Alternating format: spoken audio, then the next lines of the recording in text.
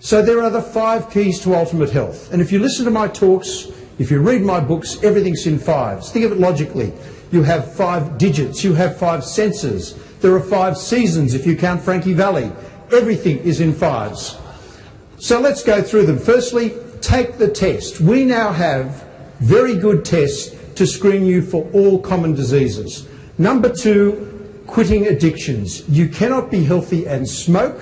Anyone who smokes is unhealthy. You cannot be healthy and drink too much alcohol, and you cannot be healthy and use any illegal drugs. Number 3, what you put in your mouth. Eat less and eat more naturally. That's all you need to know about nutrition. Number 4, second best drug on the planet, move, move, move, exercise. And I'll talk about that very soon. And number 5, beats everything else, is happiness. So, when you look at people, as John has just said, you can look at someone and guess what sort of person they are, guess what sort of personality they have. But can you look at them and say, this person's healthy? Well, you see here on your left, Jim Fix wrote the complete book of running. He was a marathon runner, had run multiple marathons, died at the age of 52 of a heart attack. But then you see Winston Churchill, who did all the wrong things, smoked, drank, was significantly overweight, died at 91. You cannot look at someone and say, you're healthy, you're not. It just doesn't work like that. And I want to tell you a story about a patient of mine who wanted to walk the Kokoda Trail in New Guinea. He was 65 years old, and his daughter had a dream. His daughter had a dream that he died on the Kokoda Trail. So she insisted that the man came in to see me for a heart checkup. So we did a test called a stress echocardiogram, where you take a picture of the heart before and after exercise. And at the end of the exercise, he had no symptoms. The ECG bit was all normal, but the stress echo was very abnormal. And I said, let's forget about the Kokoda Trail and think about the local hospital, where he had severe triple vessel disease and needed coronary artery bypass grafting. He would have died on the Kokoda Trail. If anyone here over the age of 45, 50 wants to perform any sort of high-level activity, I strongly advise you to have a full cardiovascular checkup beforehand. You may recognise this extremely handsome young man here. In 1999, I introduced this technique into Australia. This is called CT scanning of the coronary arteries. No dye, no injections, takes a picture of your arteries, a bit like this. And if you look at the one on the left, that's a completely normal heart.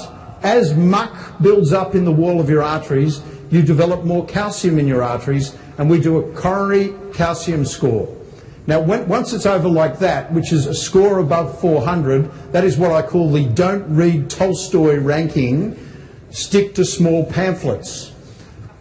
This is the most predictive test for heart disease. All males at 50 should have this test. All females at 60 should have this test. The difference being that women have a 10-year lag in heart disease behind men. It's a very simple test, it's inexpensive, and it may change your life having this test. I apologise for this, unfortunately it's before lunch. Down the bottom here, that is a bowel cancer in your colon. And bowel cancer is completely preventable. But the only way it's preventable is to have the checkup. And I think all people at 50 years old should have a colonoscopy at least once in their life. Some people I know should have one a week without the anaesthetic. But it's important to have this test. It's also therapeutic, because if you have a polyp that can turn into a cancer, the polyp can be removed at the colonoscopy. So at 50, have your colonoscopy. If you have a family history like I do, I have one every few years. Very important test. And this says, don't worry, Jimmy, they're just actors and that's not real ketchup. It's also having the right blood tests as well, which I'll be discussing further at my workshop. This is one of my old girlfriends. No, it's not true.